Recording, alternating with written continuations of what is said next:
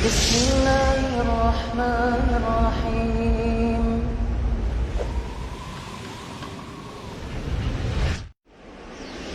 بسم الله الرحمن الرحيم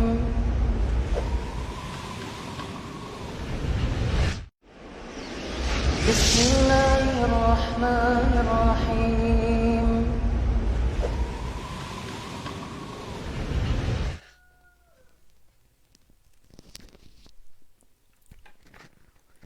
Assalamualaikum warahmatullahi wabarakatuh.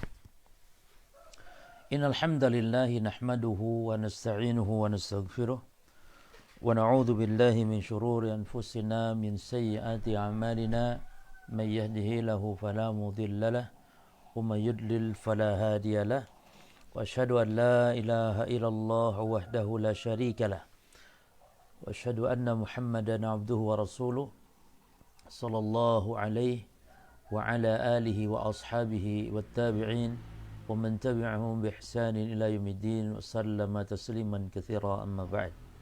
Ikhwani fid din wa akhwati fillah rahimani wa rahimakumullah.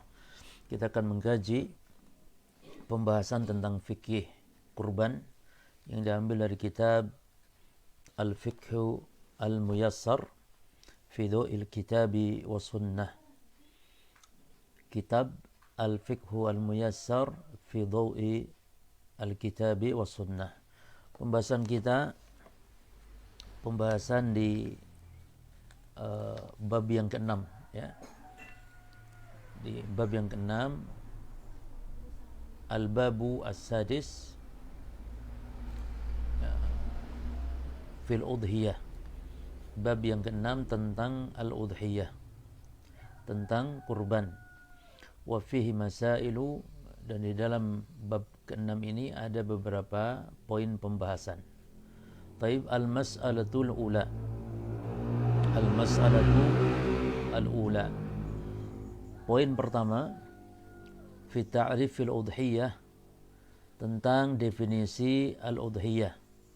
Ya. Lalu wa hukmiha, dan hukum udhiyah. Ya. Lalu wa adillati masyru'iyatiha, dan dalil-dalil disyariatkannya udhiyah atau berkurban. Lalu wasyurutiha, dan syarat-syaratnya ya. Ini dalam masalah yang pertama atau poin pertama yang akan kita kaji. Tapi yang pertama dulu, ta'rifu al-awwal, ta'rifu al-udhiyah ya. Definisi al-udhiyah. Al-udhiyatu lughatan hiya dhabhul udhiyati waqta dhuha. Al-udhiyah secara bahasa artinya sembelihan kurban pada waktu duha. Ya, hiya dhabhul udhiyati waqta dhuha. Wa syar'an, adapun setelah syariat artinya hiya ma yudbahu minal ibili awil baqari awil ghanami awil ma'zi taqarruban ila Allah Ta'ala yaumal 'id. Dia adalah hewan yang disembelih. Minal ibil berupa unta, awil baqari atau sapi, awil ghanam ya, atau kambing, awil ma'z ya, atau al-ma'z. Ma'z itu kambing kacang. Ya, ghanam itu mungkin bisa diartikan domba dan semisal. Ya. Al-ma'az, yani sejenis kambing juga. Taqarruban ila Allah, sebagai bentuk taqarrub kepada Allah Ta'ala yaumal 'id, pada waktu Id, Idul Adha. Ya, baik. Jadi definisi udhiyah seperti itu. Sebagian ulama mengatakan, di antaranya Syekh Muhammad bin Shalih Al-Utsaimin rahimahullah taala, beliau mengatakan dalam kitab Al-Udhiyah atau Ahkam Al-Adhahi. Syekh Ibn Utsaimin rahimahullah mengatakan, udhiyah itu adalah ismun lima yudbahu aw yunharu bisababil 'id minal ibil wal baqar wal ghanam yauman nahar. Nah, udhiyah merupakan sebutan untuk setiap yang disembelih dari jenis hewan ya, dengan sebab Id, berupa unta, sapi, kambing pada hari Id, wa ayamit tasyrik ats-tsalatsa, dan juga pada hari-hari tasyrik yang 3. Ini tanggal 11, 12, 13. Taqarruban ila Allah Ta'ala, sebagai bentuk taqarrub kepada Allah Ta'ala. Wa summiyat bidzalika, ya, dan dinamakan hal tersebut, ya, dinamakan hal tersebut, wallahu a'lam, li'anna afdhala zamanin lidhabhiha duha yaumil id. Dinamakan udhiyah itu, wallahu a'lam, kata Syekh Ibnu Utsaimin rahimahullah taala, karena waktu yang afdal untuk menyembelihnya adalah waktu duha pada hari Idul Adha. Pada hari Idul Adha. Taib. Ya, jadi itulah definisi al-udhiyah. Lalu yang kedua sekarang, hukmuha wa hukumnya, hukmuha wa adilatu masyru'iyatiha. Ya. Hukumnya dan dalil disyariatkannya berkurban. Penulis kitab At-Tauhid Al-Fiqh Al-Muyassar berpendapat al-udhiyah sunnatun muakkadah. Perhatikan di sini ya. Ini ada khilaf ulama dalam masalah ini. Al-udhiyah, ya, sunnatun muakkadah. Bahwa udhiyah itu adalah sunnah yang ditekankan. Dan dalam masalah hukum berkurban ini, para ulama berbeda pendapat. Ya, minimal dua lah. Ya, ada yang mengatakan wajib dan ada yang mengatakan sunnah muakkadah, sebagaimana yang dirojihkan oleh para penulis kitab Al-Fiqhul Muyassar ini. Al-udhiyatu sunnatun muakkadah. Ya. Nah, kita bahas dulu tentang khilafiyah ulama dalam masalah ini ya ikhwah, azzakumullah. Ya. Jadi terjadi perbedaan pendapat di kalangan para ulama kepada dua pendapat, antara yang mengatakan wajib dan yang mengatakan sunnah muakkadah. Penulis berpendapat sunnah muakkadah ini adalah madhab pendapat mayoritas ulama, jumhurul ulama. Jadi jumhur ulama berpendapat bahwa kurban hukumnya adalah sunnah muakkadah. Inilah madhabnya Imam Malik. Inilah madhabnya Imam Syafi'i, madhabnya Imam Ahmad, ya, dan banyak ulama-ulama yang lain di kalangan ulama ahli fikih seperti Ishaq, Abu Thawr, Al-Imam Al-Muzani, Ibnu Al-Mundhir, Daud, Ibnu Hazm, ya, dan selainnya. Oleh karena itu Al-Imam An-Nawawi rahimahullah ta'ala dalam kitab Al-Majmu' Syarah Al-Muhadzab, beliau mengatakan anna madhhabana annaha sunnatun muakkadah. Bahwasanya madhab kami ini, madhab Syafi'iyah, mengatakan bahwa berkurban hukumnya sunnah muakkadah. Ya. La tajibu alaihi, tidak wajib atasnya. Nah, lalu kata Imam Nawawi, wa bihadza qala aktsarul ulama. Dengan pendapat inilah juga kebanyakan ulama berpendapat, yakni sunnah muakkadah. Demikian pula para ulama kita ya, termasuk Syekh bin Baz rahimahullah taala, beliau mengatakan walam yarid fil adillati syar'iyyah ma yadullu ala wujubiha. Kata beliau, tidak ada dalil misalnya, kata beliau, yang datang, lam yarid fil adillah, tidak ada dalil-dalil yang datang, ya, ma yadullu ala wujubiha, yang menunjukkan wajibnya kurban. Wal qawlu bil wujubi qawlun dha'ifun, kata Syekh bin Baz rahimahullah taala, dan pendapat yang mengatakan wajib itu pendapat yang lemah. Ya. Demikian pula Syekh Ibnu Utsaimin rahimahullah taala, beliau mengatakan al-udhiyatu sunnatun muakkadah lil qadiri 'alaiha. Jadi berkurban itu hukumnya sunnah muakkadah bagi yang mampu. Artinya orang kaya enggak kurban itu enggak dosa. Ini konsekuensi kalau hukum sunnah muakkadah. Ya. Konsekuensinya adalah kalaupun dia kaya dan tidak berkurban itu tidak berdosa. Beda dengan yang mengatakan wajib. Orang kaya mampu kurban namun tidak berkurban, maka hukumnya berdosa dia. Itu bagi yang mengatakan wajib. Ya. Baik. Pendapat yang kedua yang berpendapat wajib. Siapa di antaranya? Pendapat di antaranya sebagian pendapat Imam Ahmad. Termasuk di antaranya Syekhul Islam Ibnu Taimiyah rahimahullah taala. Ya. Dan wallahu taala alam berjamaah, ini masalah khilafiyah yang kita harus lapang dada mensikapinya. Namun pendapat yang kuat ya, wallahu taala alam, berkurban wajib bagi yang mampu. Berkurban wajib yang bagi yang mampu. Oleh karena itu Syekhul Islam mengatakan dalam kitab Majmu' Al-Fatawa, beliau mengatakan wa wujubuha hina idzin masyrutun bi an yaqdira 'alaiha fadilan an hawaijihi al-asliyah kasadaqatil fitr. Kata Syekhul Islam, dan kewajiban kurban pada saat itu adalah masyrutun, bersyarat, yakni wajib namun syaratnya bagi yang mampu. Bi an yaqdira 'alaiha, bagi yang mampu. Yakni mampu itu bagaimana? Nanti juga dijelaskan oleh mu'alif di sini.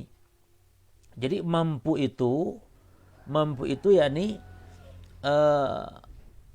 fadilan an hawaijih. Ya, yakni ada kelebihan dari kebutuhan pokoknya, ya. Kebutuhan an hawaijih al-asli, ya, kebutuhan pokoknya kasadaqatil fitri, seperti zakat fitrah. Oleh karena itu berkurban itu bisa jadi bagi yang miskin sekalipun, ya, selama dia mampu pada saat wajibnya. Seperti zakat fitrah. Zakat fitrah itu ketika datang kewajiban itu malam Idul Fitri, punya kelebihan beras dari kebutuhan pokoknya, maka keluarkan. Demikian pula orang berkurban. Berkurban itu menjadi wajib saat seorang muslim ada kelebihan dari rezeki, ya, untuk membeli hewan kurban pada saat kapan? Pada saat hari raya Idul Adha dan pada hari-hari tasyrik 4 hari. Ya, ada kemampuan. Dari apa kemampuan maksudnya? Dari kelebihan hartanya dia. Kapan? Pada saat hari raya saja. Setelah sholat Idul Adha, ya, sampai tanggal 13 Zulhijjah sebelum tenggelam matahari. Kalau seorang muslim punya uang, mungkin sekarang belum punya uang. Ketika pas kok waktu Idul Adha ada, tiba-tiba ada yang ngasih uang, misalnya 10 juta misalnya, tiba-tiba, ya, contoh saja. Atau uang yang cukup untuk beli kambing, maka harus beli. Wajib bagi dia, kalau tidak berdosa. Jadi pendapat yang mengatakan wajib bagi yang mampu itu insya Allah pendapat yang lebih hati-hati, pendapat yang kuat, ya. Pendapat yang kuat. Adapun masalah dalil-dalilnya sama. Ulama yang mengatakan sunnah muakkadah dan juga dengan yang mengatakan wajib sama kalau dari sisi dalil-dalil yang dibawakan. Namun perbedaan mereka dalam mengambil kesimpulan dari dalil-dalil tersebut. Namun yang kuat hukumnya wajib, ya. Di antara dalil yang pertama, Nabi nggak pernah tinggalkan. Itu. Nabi nggak pernah tinggalkan berkurban selama beliau di Madinah. Karena kewajiban kurban kan diwajibkan oleh Allah Subhanahu wa taala, disyariatkan, diwajibkan kurban di Madinah. Ya. Kata Anas bin Malik atau hadis Ibnu Umar radhiyallahu anhuma disebutkan aqaman Nabiyyu sallallahu alaihi wasallam bil Madinati 10 sinin yudhi. Nabi selama tinggal di Madinah terus berkurban. Beliau tinggal 10 tahun. Nabi SAW tinggal di Madinah selama 10 tahun, beliau selalu berkurban. Lalu ada sebuah hadis, yang hadis ini disahihkan oleh Syekh Albani rahimahullah taala dalam kitab Sahihul Jami'. Dalam kitab Sahihul Jami' disebutkan man kana lahu sa'ah. Dalam hadis itu dikatakan man kana lahu sa'atun. Siapa yang punya kelebihan walam yudhi, namun tidak kurban, fala yaqrabanna musallana, maka jangan dekat-dekat tempat salat kami, kata Nabi. Ini sebuah ancaman, ya. Menunjukkan kepada wajibnya, kata para ulama. Apalagi Nabi dalam hadis yang lain, hadis riwayat Abu Dawud, dan ini disahihkan oleh Syekh Albani rahimahullah taala, disebutkan di situ ya Yuhannas inna ala ahli kulli baitin fi kulli am udhiyah. Wahai manusia, bahwa atas setiap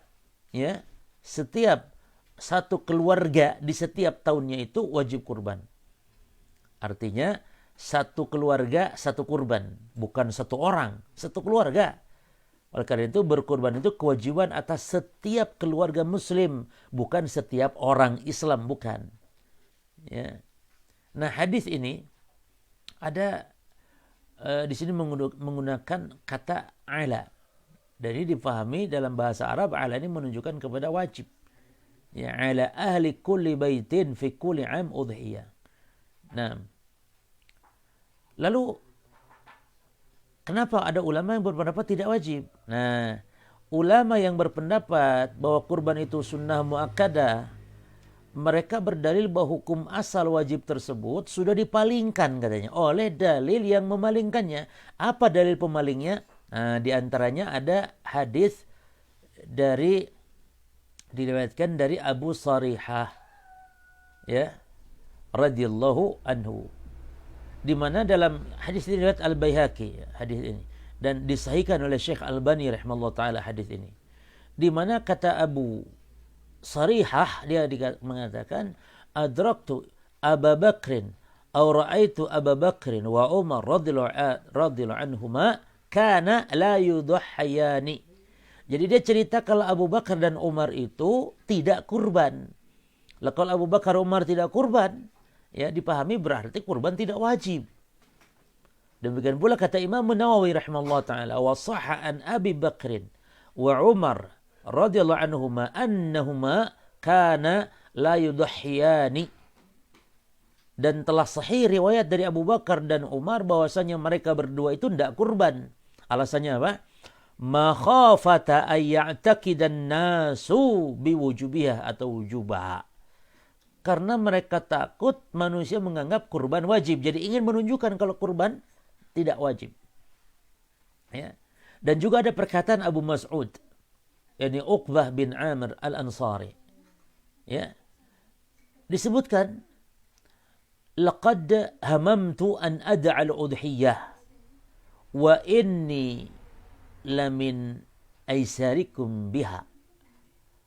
Sungguhnya aku tidak berkurban. Ya, ini aku enggak mau kurban sengaja. Ya. Wa anni lamin aisarikum biha. Sementara aku orang yang paling lapang di antara kalian. Kenapa aku enggak kurban? Kata siapa? Sahabat Abu Mas'ud, makhafata an yuhsaba annaha hatmun wajib.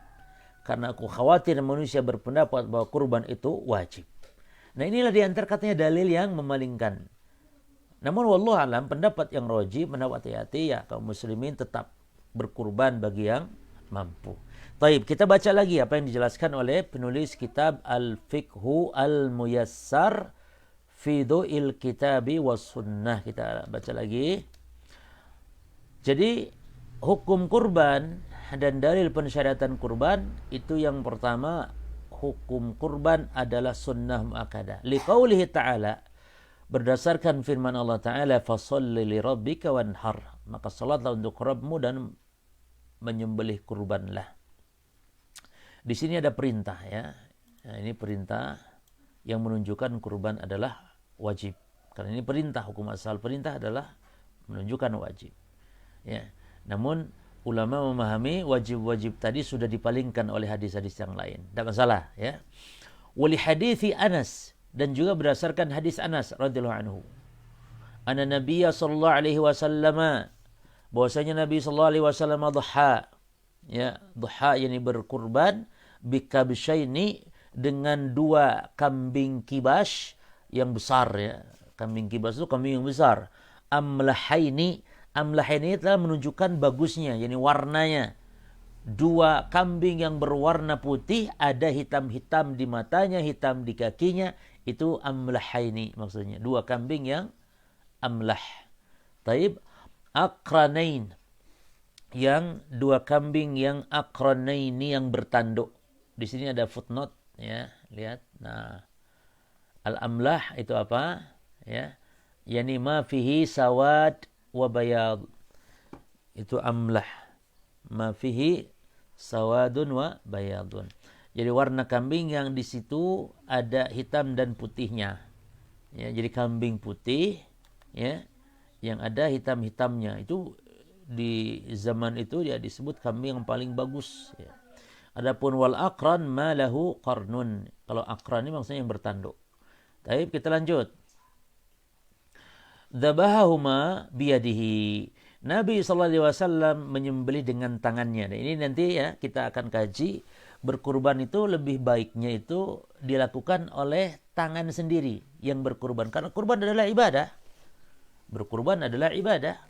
Dan ibadah tentu afdal dilakukan sendiri. Namun boleh diwakilkan karena Nabi SAW pun mewakilkannya. Misalnya kurban beliau kepada Ali bin Abi Thalib. Namun afdal bagi yang mewakilkan untuk dia menyaksikan hewan kurbannya. Ya. Namun kalau tidak mampu ya boleh tidak menyaksikan pun diwakilkan selama berkurban di kampungnya sendiri. Kalau tidak mampu pun ya tentu boleh kalau ada hajat berkurban dioper ke daerah lain. Nanti akan dikaji insyaallah pada babnya. Ya, taib. Inilah pembahasan kedua, hukum dan dalil pensyariatan kurban. Sekarang yang ketiga para jemaah. Taib as-salis syurutun. Taib syurutun atau syurut masyru'iyati al-udhiyati. Syurutu syarat-syarat masyru'iyati pensyariatan al-udhiyah berkurban. Yani kurban dia syariatkan, namun syaratnya apa? Kalau enggak terpenuhi syarat berarti tidak disyariatkan atau tidak wajib. Atau tidak lagi sunnah muakkadah bagi yang berpendapat sunnah muakkadah. Penulis mengatakan tusannu al-udhiyatu fi haqqi man wujidat fihi asyurutu al-atiyatu. Disunnahkan kurban itu adalah fi haqqi bagi yang memiliki ya atau pada hak man wujidat fihi bagi yang mendapati di dalam berkurban itu syarat-syarat al-atiyatu berikut ini. Nah, jadi disunnahkannya kurban bagi yang memenuhi syarat-syarat berikut. Apa yang pertama? Asyartul awal al-Islam. Syarat yang pertama Islam. Tentu semua ibadah kalau ingin diterima syaratnya ya Islam. Lalu ikhlas, lalu mencontoh Rasul, syaratnya itu. Ya, Islam, ikhlas yang memurnikan hanya kepada Allah, lalu al-mutaba'ah mengikuti contoh Rasul sallallahu alaihi wasallam. Muslim syarat yang pertama. Ya. Fala yukhatabu biha ghairu ya al-muslim. Maka tidak diperintah selain muslim. Jadi kurban bagi yang muslim saja. Asyartus tsani, syarat yang kedua, al-bulughu wal aqlu. Al-bulughu wal aqlu. Syarat kedua adalah balik dan berakal. Nah, berarti maknanya kalau anak kecil enggak wajib atau orang gila enggak wajib kurban. Ya. Maka beliau mengatakan, "Faman lam yakun balighan aqilan fala yukallafu biha." Maka yang belum balik aqilan atau yang tidak berakal, majnun, orang gila, maka tidak diwajibkan dengannya atau tidak dibebani syariat untuk berkurban. Nah, yang ketiga ini al-istita'atu. Adanya kemampuan. Nah, wa tahaqqaqu dan kemampuan teranggap itu bi ayyamlika qimatal udhiyah, yakni memiliki harta yang seharga satu hewan kurban, entah itu kambing atau sapi atau unta, yang harta itu zaidan an nafaqatihi, ya, dari nafkahnya, ya, ada kelebihan dari nafkahnya, ya, yakni untuk membiayai hidup dia sendiri, lalu wa nafaqati man talzimuhu nafaqatuhu, dan juga nafkah bagi yang kewajiban untuk dia beri nafkah, itu anak istrinya, yakni punya uang lebih sementara untuk diri dan anak istrinya juga sudah terpenuhi. Kapan? Nah, ini waktunya dia khilala yaumal idi wa ayyamit tasyrik, pada waktu hari Idul Adha, setelah salat Idul Adha ya. Karena kalau sebelum salat Idul Adha tidak ada kewajiban. Ya, lalu sampai ayam tasyrik yang di tanggal 13 sebelum tenggelam matahari, karena kalau sudah lewat itu sudah tidak ada lagi kewajiban. Nah, jadi terwujudnya sesuatu disebut mampu itu yaitu memiliki harta seharga hewan kurban yang dia harta itu melebihi nafkah dirinya dan keluarganya. Nah, inilah ya syaratnya. Ada berapa? Ada 3 syarat. Al-Islam, al-bulugh wal aql wal istita'ah. Taib. Kemudian poin kedua ya. Al-mas'alatu tsaniyah. Al-mas'alatu ats-tsaniyah. Poin yang kedua. Ma tazuju ya al-udhiyatu bih. Apa yang dibolehkan untuk dikurbankan dari jenis hewan? Ya, apakah boleh dengan ayam atau bebek gitu ya? Karena itu juga hewan. Nah, maka dibahas yang hanya dikurbankan itu 3 jenis hewan ternak saja, yaitu onta, sapi, dan kambing. Ya, kambing. Taib.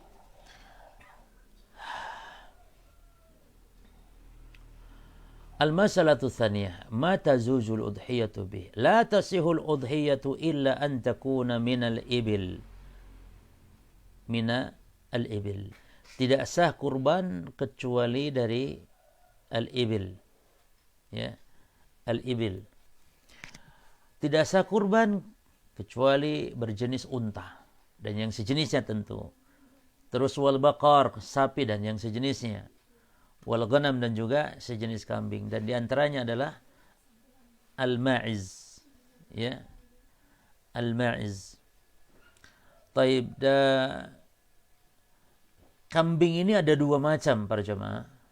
Kambing itu ada 2 macam. Ada yang disebut dengan kambing biasa ya, istilahnya kambing kacang. Ada kambing itu yang disebut dengan domba, yang besar, ya, yang besar.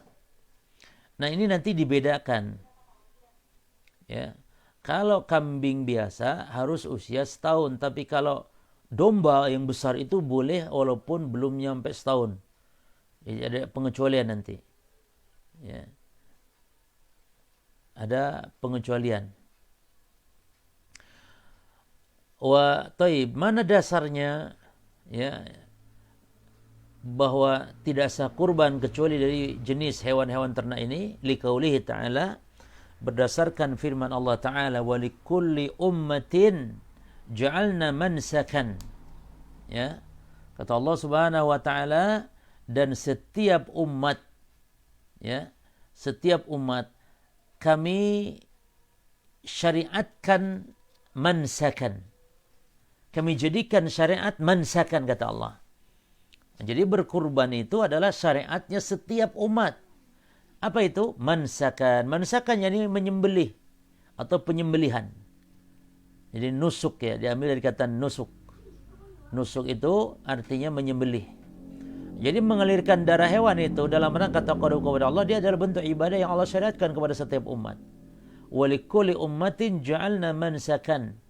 Dan setiap umat kami jadikan syariat menyembelih kurban. Liyadhkuru smallahi ala ma razaqahum min bahimatil an'am.